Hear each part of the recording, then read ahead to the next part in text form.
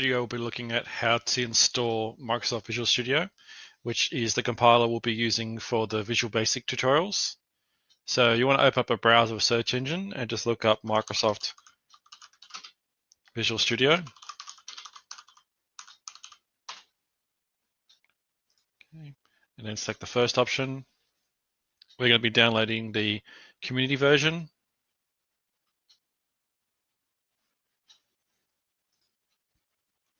Okay, so you're going to have an application down here, so you need to run that.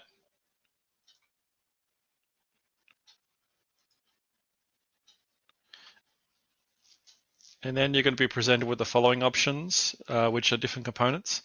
I suggest very strongly you only install the components that you need to use and remove the ones you don't need to, because all up it's going to take a lot of a download just to download everything.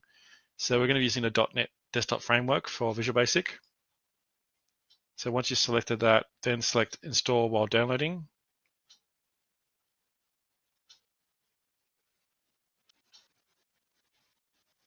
Okay, so once you're finished downloading, it should launch. Yeah, so there you have it. You now have installed Visual Studio, which you can use not only for Visual Basic, but for the other .NET Framework languages such as C#. Thank you for watching this video.